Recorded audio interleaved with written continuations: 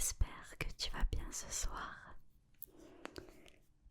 que tu as passé une très bonne journée, que tu commences une très bonne soirée.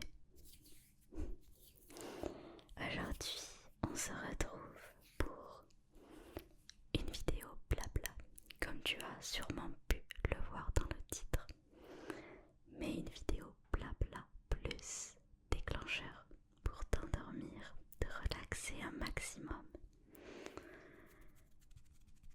Je conseille à toutes les personnes qui n'aiment pas le chuchotement de peut-être aller regarder une autre vidéo, car cette vidéo contiendra exclusivement du chuchotement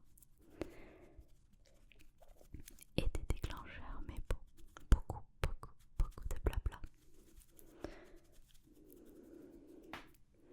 Donc ce soir, j'ai décidé de discuter avec toi un petit peu de mes études, parce que je sais que un grand nombre d'entre vous sont intéressés ou est intéressé.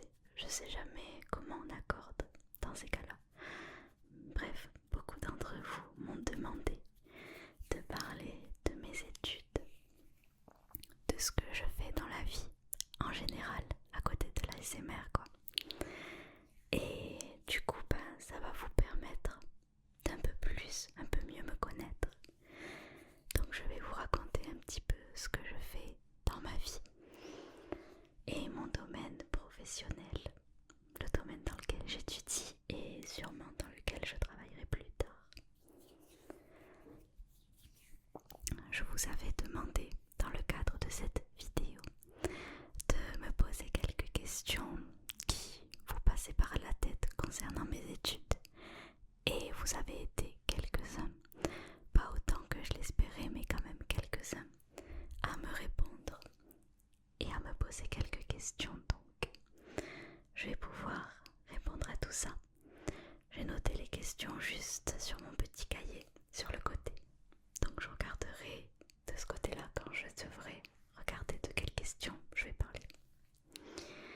Donc on va commencer tout de suite avec la première question, qui est la question de base. Dans quel domaine es-tu et depuis combien de temps? Donc je vais traiter, entre guillemets, cette question avec un premier déclencheur, qui est un nouveau déclencheur sur la chaîne et qui me tardait de te présenter car je l'aime beaucoup.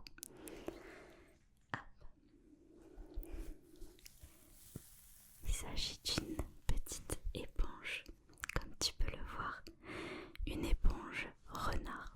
Elle est trop mignonne, je trouve.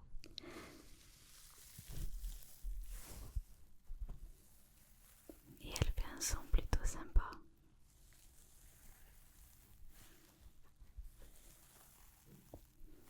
Donc, dans quel domaine d'études je suis et depuis combien de temps? Oui, parce que je vais commencer par dire que je suis toujours étudiante, plus pour longtemps, mais je le suis toujours. Alors, je suis actuellement en dernière année d'école d'ingénieur en informatique. Donc, une école d'ingénieur, c'est en 5 ans. Et là, j'en suis à ma dernière année, donc à ma 5e année. Et du coup, je me suis spécialisée dans le domaine de l'informatique. Informatique.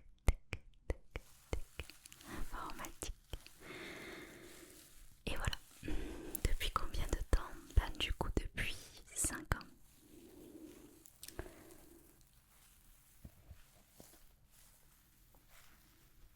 Mais les 2 ans de premières années sont de la classe préparatoire.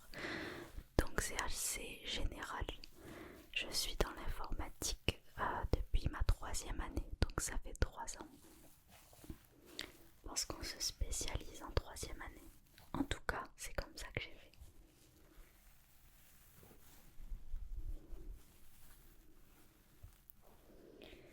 On me demande si ça va mieux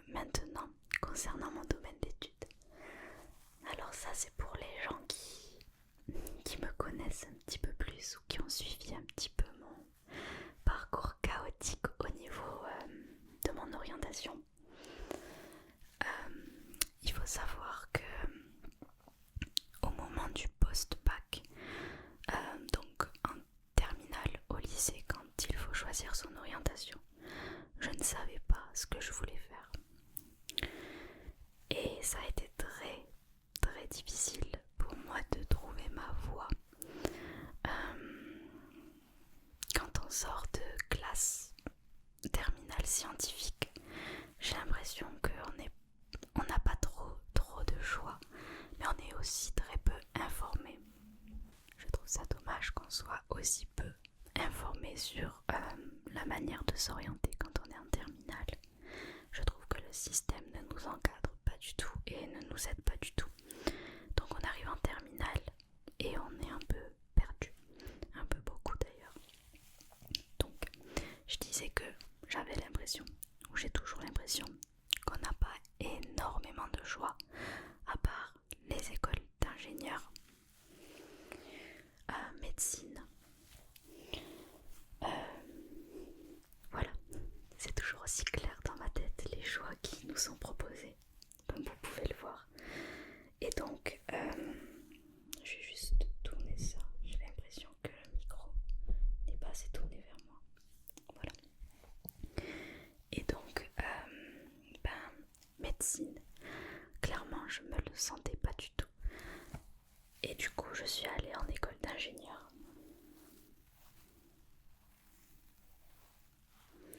Donc, je n'ai pas fait de choix par vocation, car je ne savais pas ce que je voulais faire de ma vie, tout simplement. Et je pense que rares sont les personnes qui arrivent en terminale et savent ce qu'elles veulent faire de leur vie. Donc je me suis retrouvée un peu dans un engrenage où je devais faire un choix vite. Et mon père est ingénieur, donc école d'ingénieur. Et donc j'ai choisi une école avec classe préparatoire intégrée. Donc on intégrait cette école sur dossier. Et je suis directement rentrée dans l'école. J'ai passé des entretiens oraux, etc. Et j'ai pu rentrer dans cette école d'ingénieur. Il faut savoir que les 2 ans de prépa ont été très difficiles pour le moral, pour l'estime de soi aussi, parce qu'on se fait un peu casser. C'est difficile. Et à la sortie de ces 2 ans de prépa qui ont été assez généraux, on va dire, il y avait de la physique, il y avait de la chimie, de l'informatique et des maths. Maths, pas les maths comme on les voit au lycée, des maths plutôt compliquées. Et donc, je ne savais pas dans quelle matière m'orienter à la sortie de ces 2 ans de prépa. Donc, j'ai fait quelque chose. Je sais pas, moi je suis contente de l'avoir fait parce qu'actuellement je suis heureuse avec lui. Mais j'ai fait mes choix en fonction de mon copain. Donc ce que j'ai fait, c'est que je souhaitais rester dans le sud aussi. J'ai fait ma prépa à Montpellier. Et donc ce que j'ai fait, c'est que j'ai décidé de ne faire ma liste de vœux que sur Montpellier, Marseille et Nice. Et surtout de mettre des vœux en commun avec mon copain pour qu'on puisse avoir le plus de chances possible de se retrouver ensemble. Donc comme je n'avais d'affinité avec aucune matière, je n'ai pas fait mon choix en fonction des matières. Et donc j'ai été prise en spécialité informatique à Marseille. Et mon copain, lui, il a été pris en microélectronique, télécommunication à Marseille aussi. Ah oui, parce qu'il faut savoir qu'on fait la même école. On a commencé ensemble et on s'est rencontrés en classe prépa. Donc, au final, on s'est retrouvés dans la même ville, comme je le voulais et comme il le voulait aussi. Mais du coup, je me suis retrouvée en informatique. Et j'ai appris au fil de ces 3 ans d'études que l'informatique ne me correspond pas du tout. Je n'aime pas la programmation. La programmation qu'on avait vue en classe préparatoire n'était pas la même que celle que j'ai pu voir au cours de ces 3 ans. Parce qu'on a vraiment fait de la programmation très approfondie. Alors qu'en classe préparatoire, comme c'était quand même assez commun, on va dire, assez général, on avait de la chimie, on avait de la physique, on pouvait pas vraiment s'attarder sur la programmation, donc c'était pas la vraie programmation qu'on a vue, on a juste vu des bases. Et donc je me suis vite rendu compte que l'univers de l'informatique, la programmation ne me correspondait pas. Et ça a été très très très dur pour moi de m'adapter, et ça l'est encore actuellement. Je vais changer de déclencheur.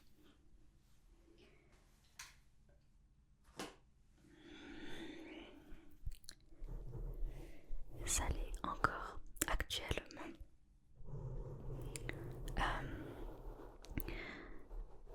Je n'ai pas vraiment d'affinité avec l'informatique, donc est-ce que ça va mieux sur ce point-là? Disons que je m'y suis fait. Je me suis fait à l'idée que j'étais dans un domaine qui ne me plaisait pas. Je suis obligée de travailler tous les jours sur quelque chose qui ne me passionne pas, sur quelque chose qui ne me donne pas envie de me lever le matin, clairement. Mais pour l'instant, je fais avec et j'essaie de trouver autre chose en parallèle. Là, actuellement, je suis en train de préparer une école de management et de finance. Enfin, préparer un concours d'entrée. Et donc, cette école se ferait en 1 an après mon diplôme. Donc, à la fin de cette année, en septembre, je pourrai rentrer dans cette école si je suis acceptée sur dossier. Donc, je prépare ça pour me donner le maximum de chances de pouvoir m'éloigner du domaine de l'informatique. Je pense que je travaillerai toujours dans ce domaine parce que j'ai quand même des connaissances en informatique, mais j'aimerais pouvoir avoir une vue plus extérieure, comme être manager, gérer des équipes, ne pas avoir vraiment le nez dans le code et dans la programmation pure, mais savoir ce que les personnes qui travaillent dans mon équipe font, en fait, comprendre ce qu'ils sont en train de coder, mais ne pas avoir moi à le faire. Donc c'est pour ça que j'aimerais faire une école de management à la fin de mon diplôme d'ingénieur en informatique. Ça me permettrait un petit peu d'avoir une double casquette, comme on dit. Donc, est-ce que ça va mieux concernant mon domaine d'études? On va dire que je suis un peu moins fataliste et un peu plus positive. Disons que j'essaie de me bouger les fesses et de me trouver un autre avenir. De gérer un petit peu moi-même ce que je vais faire de ma vie. C'est sûr que si je reste là à me morfondre et à attendre que ça me tombe dessus, eh ben je pense que je vais passer ma vie à faire quelque chose qui ne me plaît pas. Donc il n'y a que moi qui peut changer ça. Donc je me bouge les fesses et je cherche autre chose actuellement. Une façon d'arranger les choses. Donc je suis positive, je vais bien, ne vous inquiétez pas. Je cherche du changement.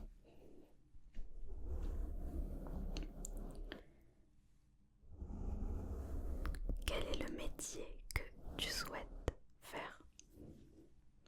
Quel est le métier que tu souhaites faire? Eh bien, je n'en ai strictement aucune idée. J'avance au jour le jour dans ma vie et je ne sais pas vraiment ce que j'ai envie de faire. Dans l'idéal, ASMR artiste à plein temps, comme toutes les ASMR artistes, même tous les ASMR artistes, je pense. Mais pour l'instant, c'est un rêve très très très lointain.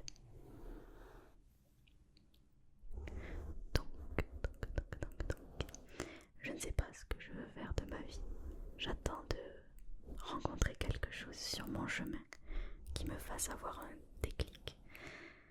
Je cherche tous les jours.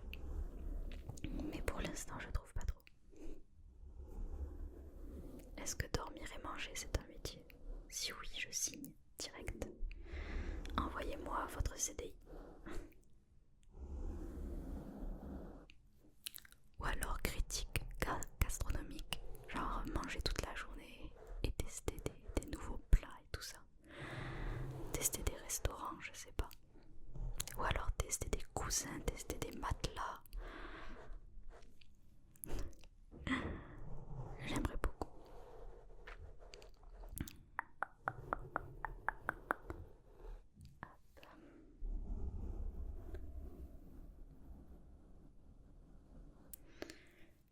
La prochaine question c'est: est-ce que tu as peur de ne pas trouver ta voie?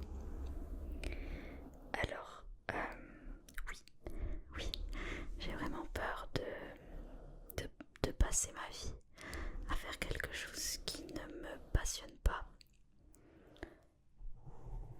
J'ai du mal à m'imaginer dans un métier où je ne suis pas épanouie en fait.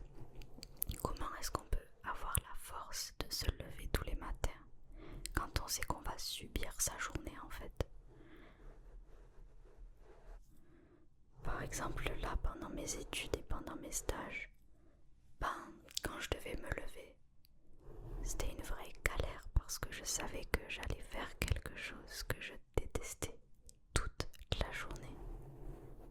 C'est vraiment difficile à gérer pour le moral en fait. Le soir t'arrives chez toi, t'as juste envie de mourir, vraiment. C'est pas possible de vivre une vie comme ça, vraiment pas. Là ça fait à peine 3 ans que je suis dans l'informatique et je suis déjà épuisée. Donc est-ce que j'ai peur de pas trouver ma voie? Oui, mais du coup je donne mon maximum pour prendre ma vie en main et trouver ma voie justement. Je me donne les moyens de chercher ailleurs parce que clairement, oui, j'ai peur de m'ennuyer toute ma vie dans un métier qui ne me correspond pas. Surtout que le métier de l'informatique, j'ai l'impression que c'est vraiment une vocation en fait. J'ai l'impression que tous les gens autour de moi, pour ne pas dire tous les garçons parce que les filles en informatique sont très très rares, mais toutes les personnes autour de moi qui sont dans l'informatique sont passionnées et adorent vraiment ce qu'elles font. Donc c'est difficile de les voir se régaler autant et de voir que ceux qui les passionnent autant m'ennuient totalement. Surtout que la plupart ne comprennent pas pourquoi je suis ici du coup, parce que je n'ai jamais vraiment eu d'affinité avec le codage et pourtant je suis là. Donc en plus d'avoir un problème avec la programmation et l'informatique en général, les gens me regardent souvent étrangement. Donc voilà. Est-ce que tu prévois de rester sur YouTube après les études?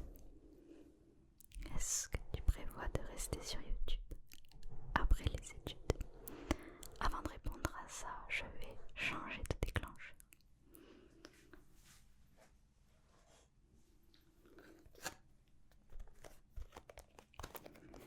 Et je vais changer mon déclencheur avec une boîte de gants en nitrile.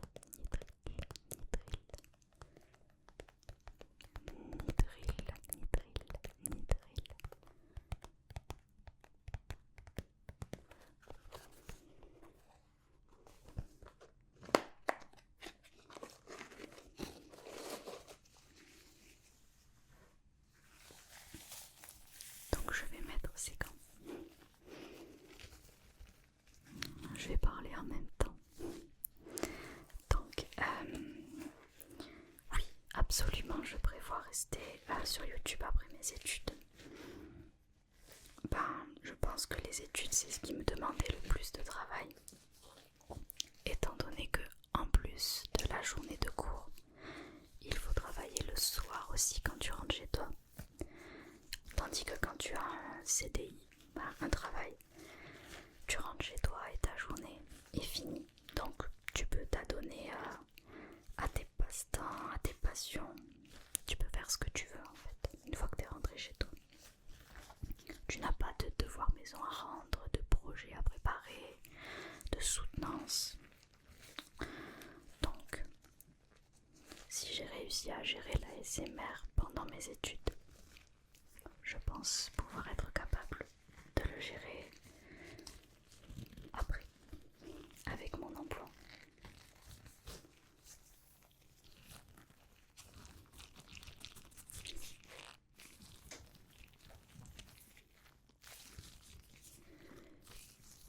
Et donc, là actuellement je suis en stage de 6 mois et je suis calée sur des horaires de bureau. Et donc j'ai les mêmes horaires que les gens qui travaillent dans l'entreprise à temps complet en CDI et non des stagiaires. Et j'arrive très bien à gérer de la SMR à côté de ça.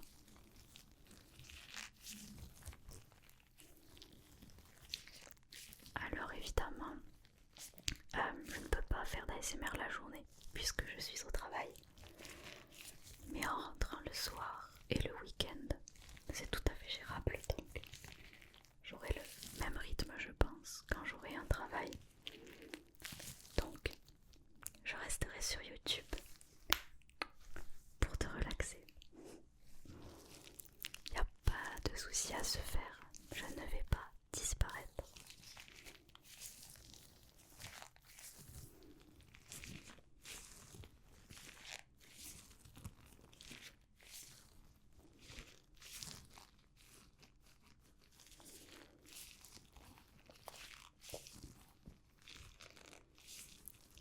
Pourquoi être allé dans l'ingénierie?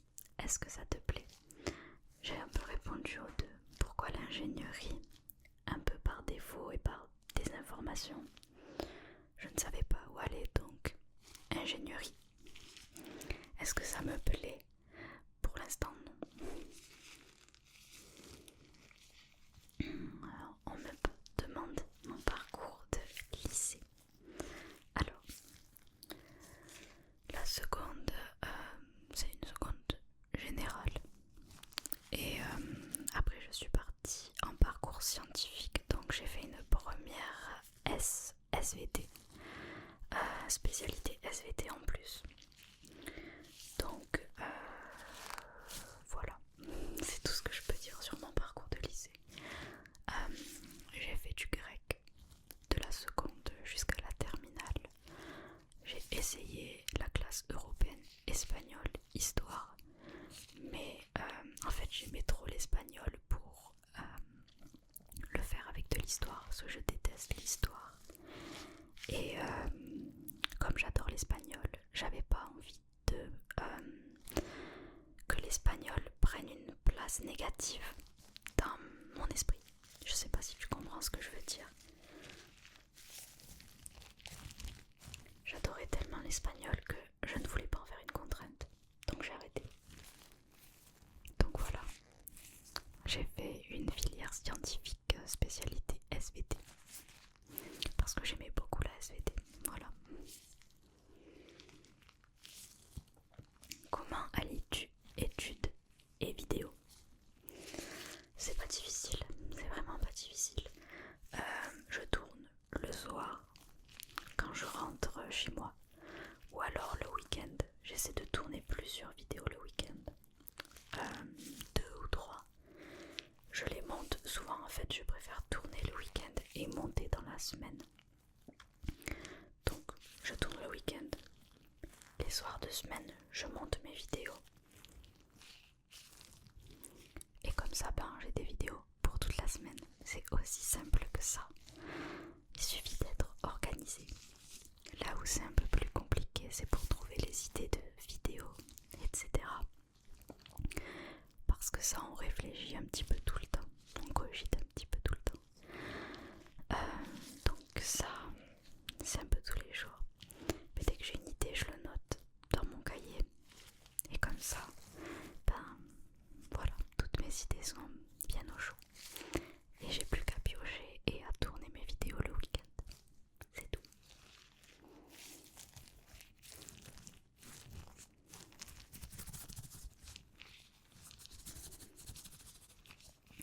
les études d'ingénieur sont-elles intéressantes? Alors je dirais que oui, elles sont intéressantes, mais il faut trouver le domaine qui nous correspond, parce que l'ingénierie c'est très très très vaste. On peut faire de l'ingénierie dans énormément de domaines, et il suffit de trouver un domaine qui nous passionne, un domaine où on se sent bien, pour lequel on porte de l'intérêt, et je pense que ça peut être très intéressant.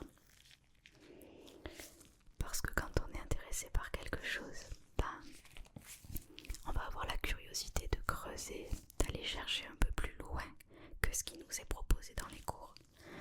Et ça peut devenir très intéressant.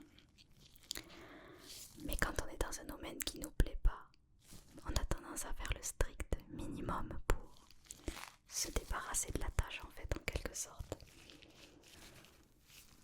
Et ça c'est dommage parce que les études d'ingénieur c'est vraiment quelque chose qui t'apprend, qui met en place dans ta tête une façon de penser, une façon de réfléchir. Vraiment la réflexion c'est quelque chose qui s'apprend. Et la façon de penser pour faire face à un problème donné en fait. Genre en fait, pendant les études d'ingénieur, on te donne des clés, on te donne des cours, des connaissances. Mais par contre, on t'apprend pas à faire face à un problème de la vie courante. En fait, c'est à toi, avec les connaissances qu'on t'a données, de mettre en place ce chemin dans ta tête, de faire les connexions nécessaires pour pouvoir régler ton problème. En fait, on t'a donné les clés, mais c'est à toi de savoir comment les utiliser en fait. Et ça, c'est quelque chose que je trouve très intéressant. Pouvoir résoudre un problème, soi-même, pouvoir avoir une réflexion qui te permet de résoudre un problème avec les connaissances qu'on t'a apportées. Il y a aussi l'aspect de création de choses qui est assez sympa et intéressant. Je vais parler de ce que je connais puisque je suis dans l'informatique. Par exemple, quand on développe une application via l'ordinateur, via je sais pas, n'importe quoi, une application, et ben c'est satisfaisant de voir ton application qui marche en fait et de te dire que c'est toi qui l'as produite. Et c'est intéressant de voir toutes les étapes qui vont conduire à un tel résultat. Quand tu utilises une application sur ton téléphone, par exemple Instagram ou Snapchat ou la météo, n'importe quoi, souvent tu penses pas aux gens qui ont travaillé derrière et qui ont dû programmer pour que ton application fonctionne. Toi tu l'as sur ton téléphone, mais comment est-ce qu'elle est arrivée là, tu vois? Comment est-ce que ça se fait que tu puisses avoir les mêmes données, que tu puisses voir la même chose que ton voisin s'il ouvre la même application, ou un gars qui habite, je sais pas moi, à 3 heures de route de chez toi, vous allez voir la même chose. Comment ça se fait? Tout ça, c'est assez intéressant. Vraiment de voir ce qu'il y a derrière les choses qu'on utilise dans la vie de tous les jours.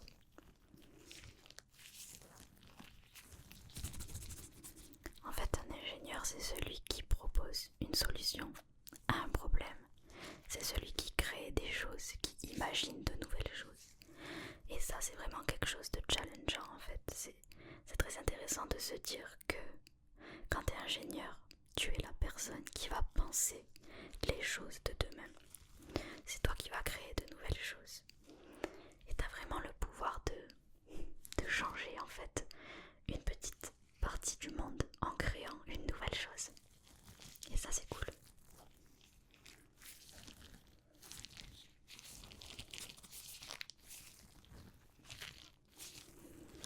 Est-ce que mes études sont longues? 5 ans. À toi de voir si c'est long ou pas. Mais ça dure 5 ans. 2 ans de prépa et 3 ans de spécialisation.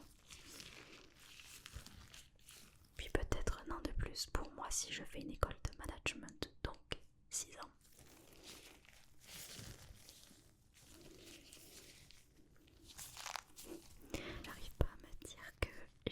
passé 6 ans de ma vie dans les études.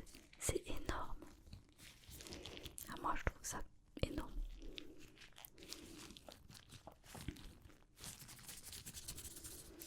Mais en tout cas, ça m'a permis de me connaître un peu mieux, de savoir un peu plus ce que j'aime,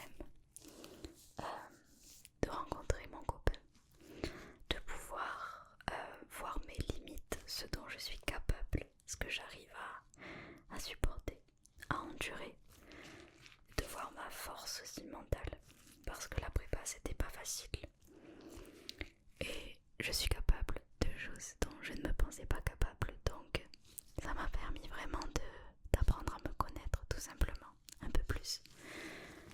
Et ouais, je pense que dans tous les cas mes études ont été une expérience très importante dans ma vie. Je sais pas si ça se dit une expérience fondatrice, mais ça m'a permis d'être la personne que je suis actuellement, donc c'était positif. Dans tous les cas, j'ai fait du soft spoken un peu agressif. Désolée. Donc on va conclure maintenant. Je vais prendre un dernier déclencheur et on va faire une petite conclusion sur tout ça.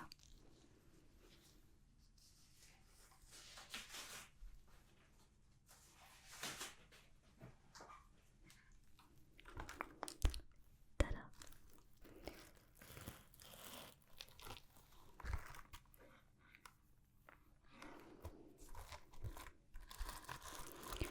Mais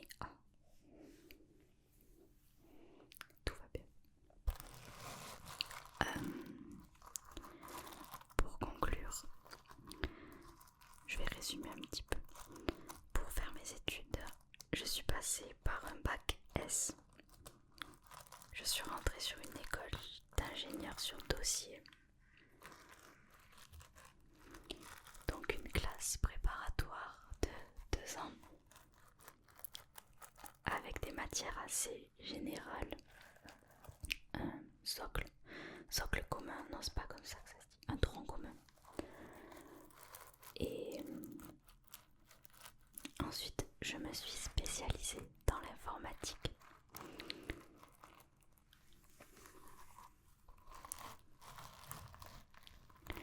Ensuite, dans l'informatique, j'ai appris beaucoup de choses, notamment en programmation, mais j'ai aussi appris tout ce qui est sécurité des systèmes. J'ai appris beaucoup de choses sur le réseau. Là, actuellement, je suis spécialisée en réalité virtuelle. Donc les casques de réalité virtuelle, la création d'applications en réalité virtuelle. Donc j'ai appris énormément de choses dans ce domaine et c'est dans ce domaine que je suis la plus à l'aise. C'est d'ailleurs ce domaine que je préfère dans l'informatique. Je suis pas fan, mais ça me permet de tenir un peu plus facilement dans ce domaine de l'informatique qui me plaît pas forcément. La réalité virtuelle, c'est le moins pire, on va dire.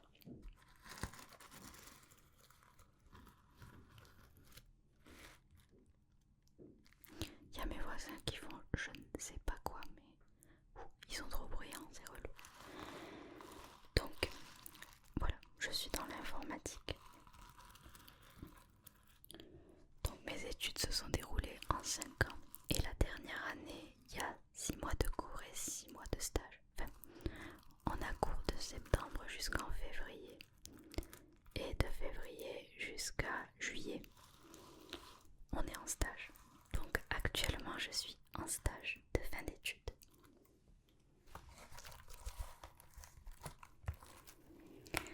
À la fin de ce stage de fin d'études, ça sera la fin des études. Et on me donnera mon diplôme d'ingénieur en informatique. Le diplôme tant attendu par tous.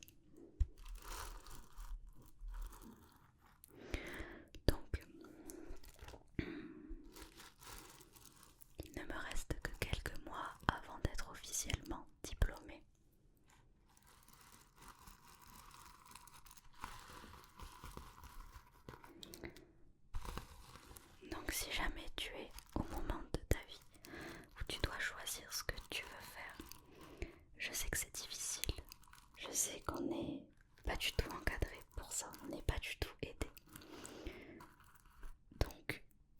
je ne saurais pas comment te conseiller, mais si jamais le domaine de l'ingénierie t'intéresse, lance-toi parce que c'est quand même un domaine très intéressant.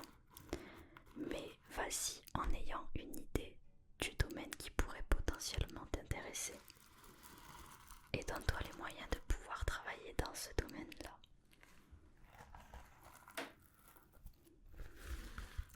Parce que je suis persuadée que quand on connaît le domaine qui nous intéresse dans l'ingénierie, ça peut être hyper intéressant et hyper épanouissant.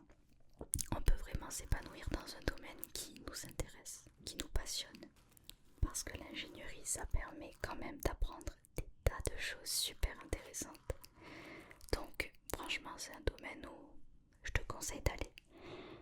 Mais avec, voilà, il faut que tu trouves dans quel environnement tu as envie de travailler. Si c'est plutôt l'agronomie, si c'est plutôt, je sais pas, le génie civil, l'informatique, le domaine de l'hydraulique, l'eau, par exemple, les énergies, les matériaux. Il y a beaucoup de choses. Voilà, choisis juste bien dans quel domaine tu vas travailler.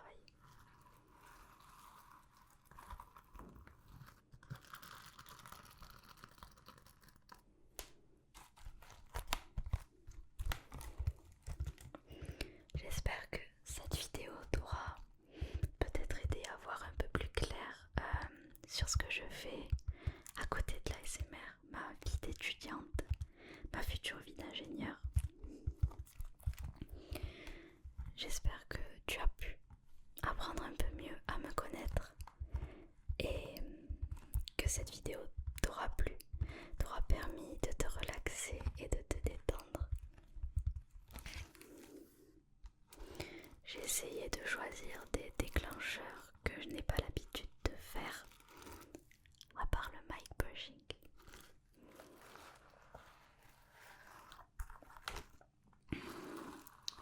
Et j'espère qu'ils auront été relaxants. Donc, je vais te laisser continuer ta soirée. Allez dormir si jamais tu vas dormir. Et je te dis à très vite pour une prochaine vidéo, une prochaine séance de relaxation.